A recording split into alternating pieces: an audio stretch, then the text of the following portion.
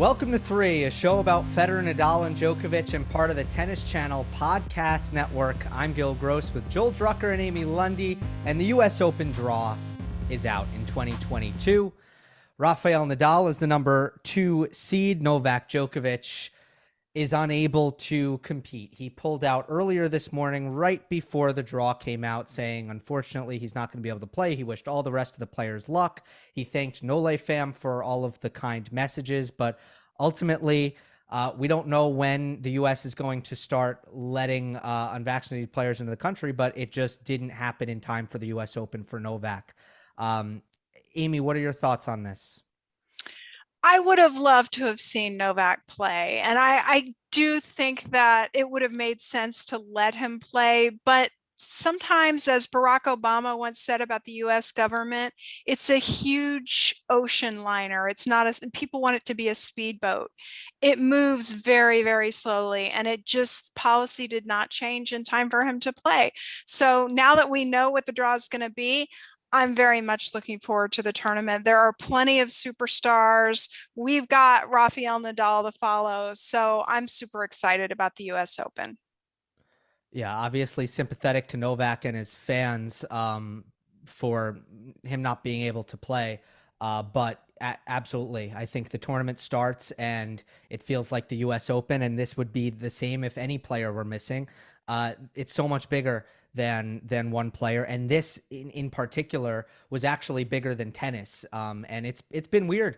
Nadal wasn't at the 2020 US Open because of COVID. I just want to point that out. It wasn't because he was injured. It wasn't because of anything tennis related. It wasn't there because of COVID. He didn't want to travel. Yeah. It has been wild. One note on the US Open in general, then we'll get to Nadal. Nadal won it in 2019.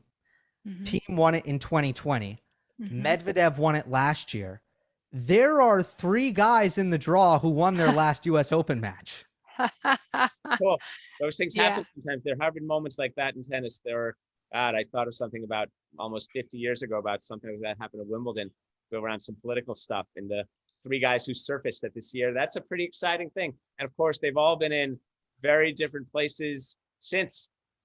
So it'll be interesting to see. It's good. So Joel, let's talk about Nadal. What's the temperature here? It feels, we've seen him play 1 match since Wimbledon. With that being said, there hasn't been a lot of convincing contenders over the US Open series. There hasn't been anyone who's emerged, including Medvedev not winning in Canada, not winning in Cincinnati. So it does feel like Nadal is a bit of a mystery. At the same time, he's almost like that warm blanket of, we know what we're going to get. And everyone else seems less so like that. That's right. There wasn't something such as Medvedev, let's say, winning in Canada and then losing in the semis in Cincinnati. He pretty much had he played matches, but he didn't do anything exceptional. He even lost to Tsitsipas in Cincinnati, a guy he doesn't lose to that often. So that's interesting. Then we had Borna Coric and Carreño Busta. So it's like, wow, these guys, they're great players. But here's Rafa, only one match since Wimbledon. I've been going back and forth in my mind. At first I was like, it's always the great Rafael Nadal, and he beat Medvedev in Australia earlier this year. And he's had a really great year, especially the early part of the year. But then I watched some practice video of him from, I think it was yesterday. It's available on YouTube on the US Open's tennis YouTube channel. And maybe he was holding back. He was hitting a lot of open stance and not really giving it everything. And I worried about the abdominal, or maybe it was the foot. Then I saw his draw, you guys. And I'm like, well, look at these guys in his draw, like Kecmanovic. I think he's 2-0. Tiafoe, I think he's 2-0 against him. And it's like, I'm back to where I started, which was he's Rafael Nadal. Right. You see like a second rounder versus a potential Fognini who beat him 7 years ago there. And I don't see Fognini necessarily doing that again. So you see these other matchups, these people. I think all right, X factor could be weather. I remember when Nadal won it in 2019, he had a brutal fourth setter with Kechenov on a Friday afternoon, and he ended up winning the tournament. But I just wonder about how that works. Do those kind of matches help Nadal get more fit and more in form, or do they drain him? And what happens with that, and how that plays out? Weather? I think Yes. Nadal likes it hot, though. I know, of course, he does like it hot, but what toll these things take on him? Yeah, Sure. He likes it hot, but everybody likes it a little moderate. So he has some easy earlier matches, and okay, yeah, I'd like to feel a little rested before I play Diego Schwartzman in the round of 16. That's a good headline title. Some Like It Hot, because I think that's a movie title. That is a movie with Marilyn Monroe, and yes, that is. Okay, there you go. But isn't the X factor the surface, the speed of the surface, which is, you pointed out in the last podcast, Gill, has speeded up considerably? That's a huge deal to me. I think there's a reason why he's won the US Open 4 times and the Australian Open twice. And it's because the US Open for a lot of years was a great hard court for him. It was slow and high bouncing. And now it's glassy, it's quick, and it's low bouncing. It's tough because, look, Rafa won the Australian Open this year. He did beat Medvedev, a better version of Medvedev, by the way, than I think what we're getting right now. He was just, right. I think there was more confidence, more bravado. He's lost a little bit. So it's hard to use that as a reason for pessimism, given what we saw earlier in the year. At the same time, it's just one of the question marks among, I think, a few. I think it's the surface, the health with the ab. I think the foot's fine.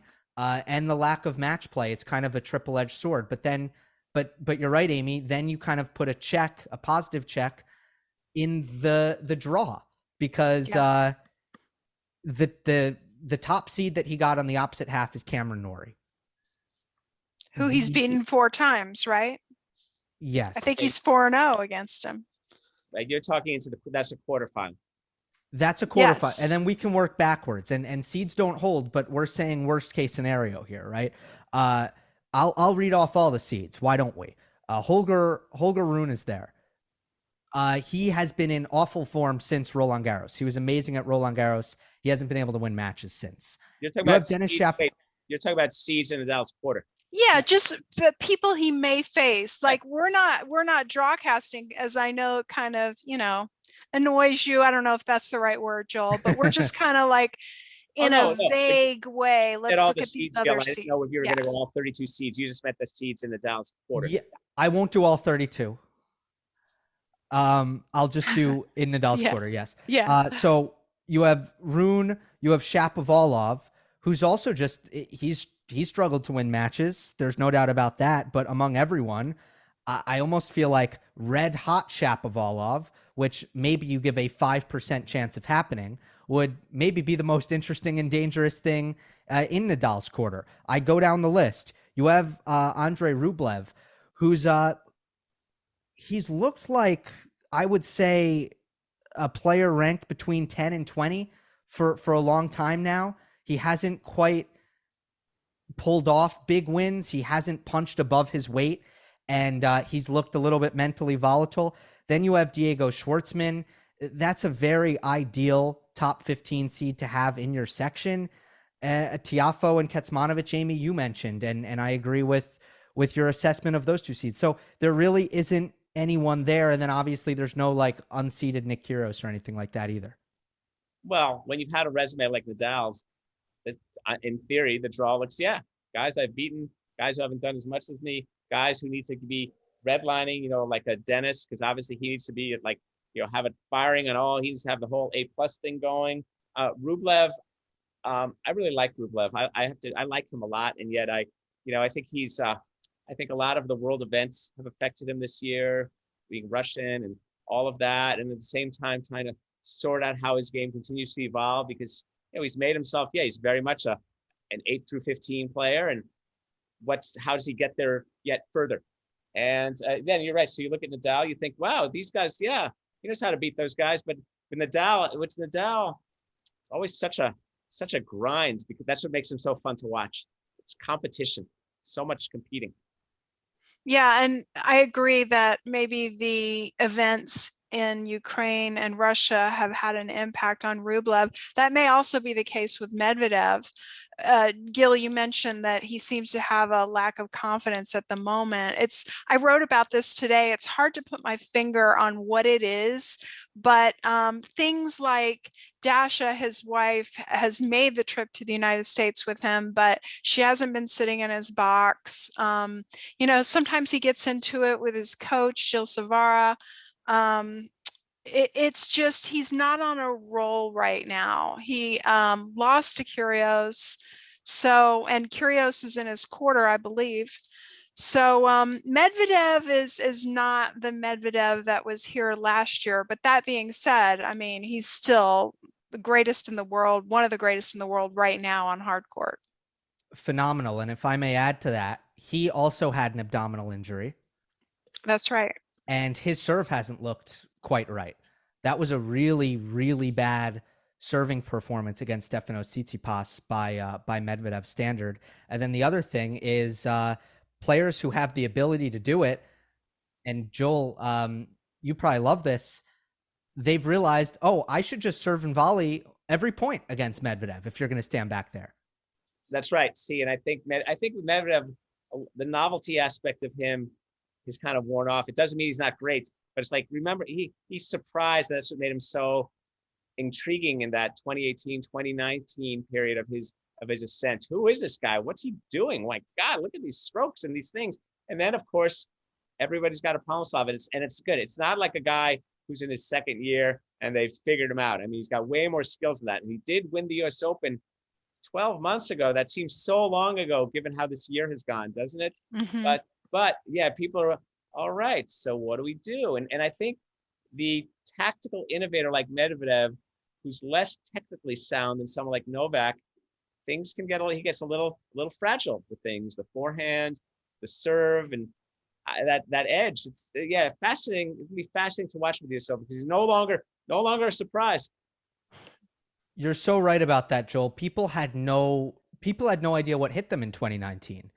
That was it. It was like, what is this? Who is this? And what is happening? And slowly players are getting smarter against Daniil. And that's kind of what happens. And again, he's still incredibly difficult to beat. You know, you lose to Kyrgios and Tsitsipas. These are great players. There's no doubt about that. Rafa and court speed, I want to circle back on this. What does he need to do to play his best and adapt if the US Open is going to be a place that's rewarding offensive first strike tennis, great serving? What's the X factor for Nadal on a quick surface, Amy? Well, one thing I think he needs to do is adjust his return position. I don't think that on a fast, low bouncing court, he's going to be able to do what he has done in US Opens past, which is stand way back. But if anybody knows how to do that, he does. I also think that the men are starting to separate themselves from the boys and the women and the girls in terms of who can volley and who can't. So I think we're going through a phase right now in pro tennis where players are either choosing that route, like I'm going to be a volleyer, I'm going to come in, or they're only going to come in when they have that extreme short ball and they may not even volley. They may swing volley, or they may, try drop shot or do something else. And watching that Medvedev match against Tsitsipas, watching Tsitsipas try to peg Medvedev, the handful of times that he came into the net, I realized how uncomfortable Medvedev was at the net. And Rafa is one of these people that certainly knows how to come forward. And I think he's probably going to do that. And let's recall how in the Australian Open final, how Rafa exposed Medvedev's discomfort in transition. Rafa was able to hit some more balls that didn't have to be of extreme depth, and pace. How many transition balls did Medvedev pass up coming to net on? So now to get back to what Rafa needs to do, your question, Gill, I think he needs to come to net more. I think to both to keep matches shorter, to conserve energy over the long haul, to press opponents more, to not have them hurt him. I'm not so sure. I need to think out the return stance position. I need to think about what that is. I'm not quite sure what standing in closer attains for Rafa. He's not Jimmy Connors on the short swing and the take it early return. But if you think, Amy, him standing back leaves him more exposed to a potential attacker, that's something to see. But I think for Nadal on these fast courts, he needs to bring some of that opportunism he's brought at various stages in his career. You know, I've hurt you, here I come. Yeah, well, he's certainly gotten way better at doing that in this latest chapter of his career, you know, post 2017, really the Carlos Moya era, where he's been more proactive with his forehand, willing to make some errors at the expense of trying to take his opportunities and definitely coming forward. But for me, it's the serve, because I don't have a lot of doubt that Nadal's the best returner in this draw. I don't think if I have, I need someone to break serve, pick someone in the draw, and you need to break a serve here. I'm picking Nadal every day of the week, and there's so little hesitation. It's not even funny in this draw right now. Well, wait, you said two things here. You said I need someone to break serve. That's different than being a service return. I mean, that's the guy who can break serve. No. What that actually mean is the quality of his return. Yeah, I'm not talking about the return. I'm saying break serve, win serve, win return points. Sure. Nadal all day. My question is he going to get into a match against a player who is getting a ton of purchase on their serve on speedy courts, and he's not getting the same? And now he's at a big disadvantage because his serve isn't holding up his end of the bargain. From what we saw, and the Coric match was interesting because the serve didn't look quite right, but at the same time, he kept holding until the third set. He kept holding. So I didn't really know what to make of it. But I feel like for Nadal, the question that I have mostly is the abdominal allowing him to serve to the best of his abilities? And that's my X factor for him if the courts are going to play quick, as we fully expect. And by the way, I've heard that they are. Well, also, you're talking about a guy who holds serve really well, puts pressure on your own serve. So, for example, now I'm looking at Nadal's half. As for example, I was looking to see if there are big servers on his half. For example, if Taylor Fritz were on his half, that puts pressure. It's an interesting way in tennis. A guy holding all the time can put pressure on your own serve because he's holding easily. So I don't see Cilic, Sinner, but they're in the other quarter. These guys are in the other quarter. Semis, and I don't think of them. Hurkacz. Yeah, I mean, it's interesting how somewhat reasonably explosive, but yeah, I think it's interesting how we all see this, the Nadal serve.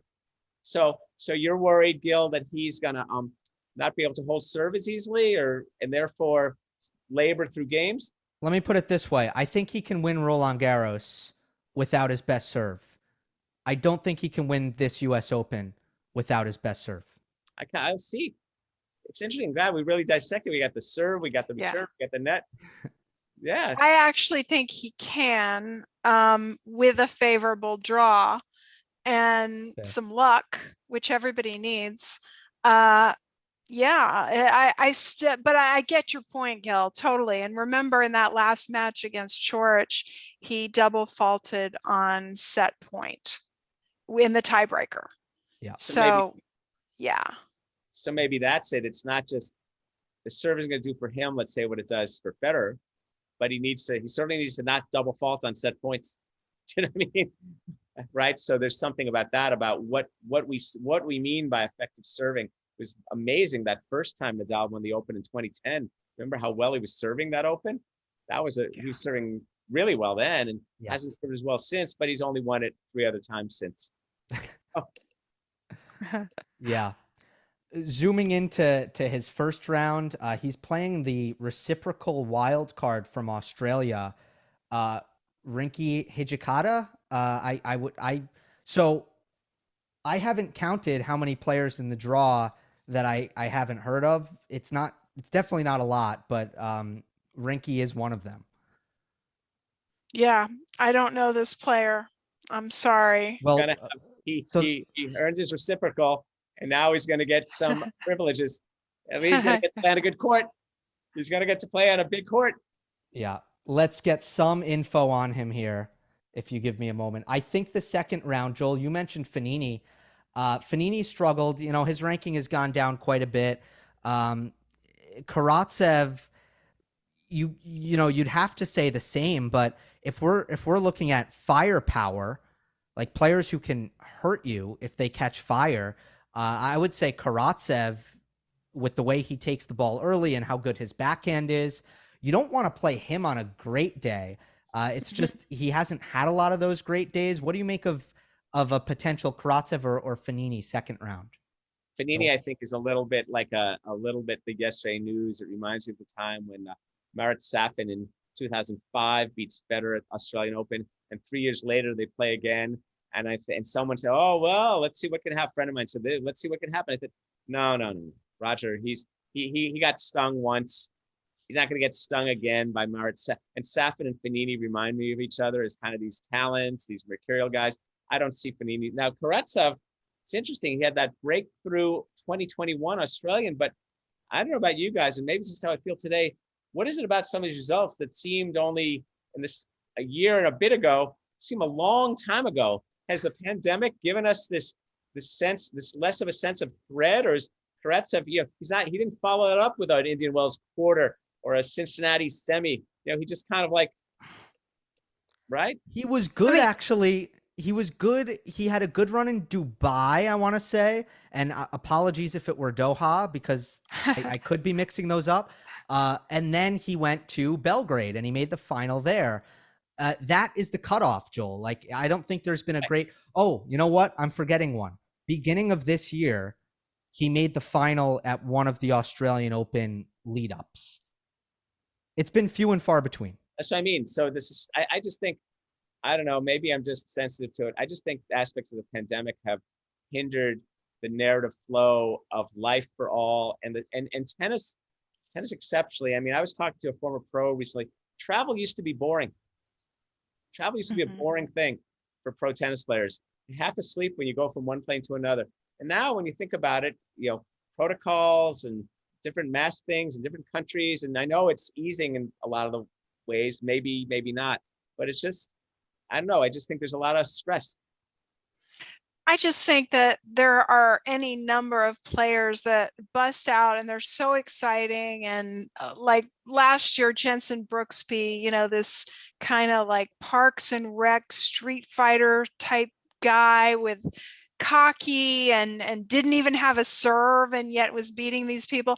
And what Brooksby has done since is just not much. Or, in the beginning of the year, right around Roland Garros, into Roland Garros, where everyone's excited about Holger Rune. And, now, as you pointed out, Gill, he's just hasn't played that well so far. I mean, Kecmanovic at the beginning of the year, he couldn't lose. And had a really good run through Indian Wells. And then by the time Roland Garros rolls around, I'm not even looking at him in tournaments anymore. So I think it's just shows like what our big three have accomplished, this longevity throughout their careers where they've been contenders every time they enter a tournament. A couple of other things. The US Open last year, Novak was in the same role that Rafa is in now. On the men's side, and granted, the only thing is you have Serena in the equation here, especially as long as she's in the tournament, she's going to be sucking up a lot of the attention and a lot of the oxygen, and rightly so. But on the men's side, at least, Novak was the only guy, and he was going for the Grand Slam. There was a lot of pressure, I felt. And I think by the end, we could all agree it was difficult for him to handle, and it drained him. How do we feel about Rafa now being the center of attention, all alone, no one else to really steal any of the shine here? The class of the field in certain ways, certainly reputationally and from a resume standpoint, could that have a negative effect on Nadal, Joel? I don't think it's anything at all comparable to where Novak was a year ago. Just because Nadal's won 2 slams this year, and I don't think it's all anything like that. I think Novak was in a major pursuit of history, won the first three, and the Rod Laver and the this and the that. And I think it's a very different deal.